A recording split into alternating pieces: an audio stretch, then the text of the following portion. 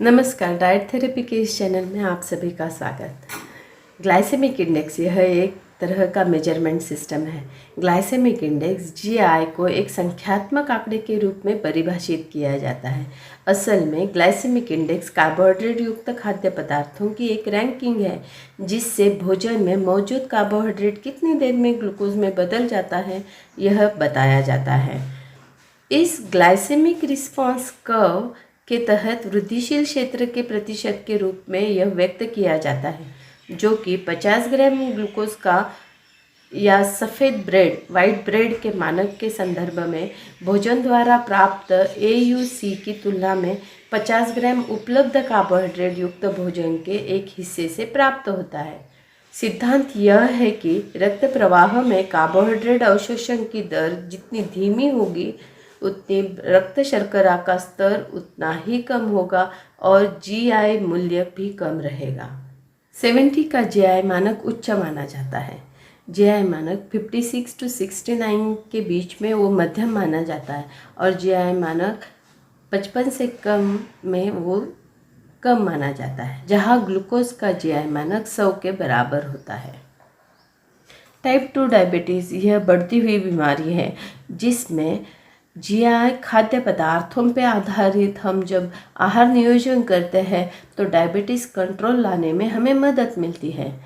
कम GI खाद्य पदार्थों से हमें कुछ फ़ायदे मिलते हैं। उसमें है इंसुलिन की मांग कम होना या लिपिड प्रोफाइल कम होना, ब्लड शुगर लेवल पे नियंत्रण आना, अपना जो शरीर का वजन होता है उसमें भी नियंत्रण ला सकते हैं, और मधुमेह संबंधित जो कॉम्प्लिकेशंस होते हैं, हार्ट के बारे में जो कुछ घटनाएं होती है उसमें रोकथाम लाने में हमें मदद मिलती है।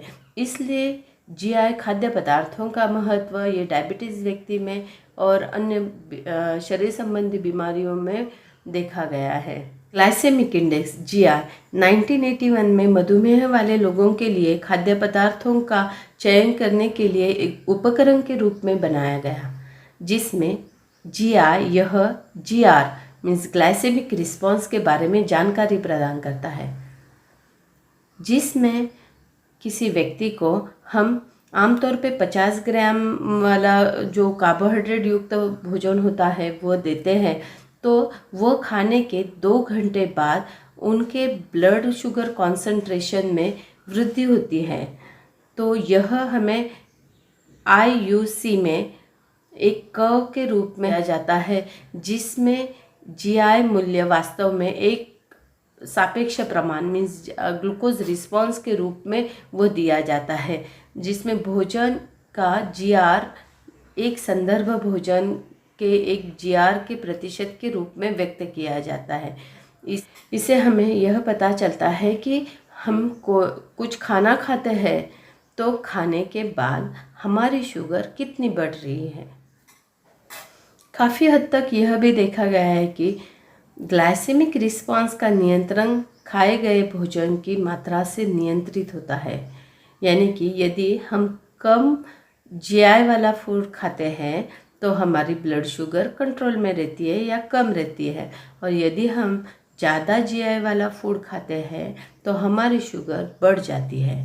यह GI और खाए गए भोजन के एक हिस्से में उपलब्ध कार्बोहाइड्रेट की मात्रा को ध्यान में रखता है। इसीलिए GI फूड के संदर्भ के बारे में मेरे अगले वीडियो में मैं अधिक जानकारी देने वाली हूँ, वो देखना ना भूलिएगा। धन्यवाद।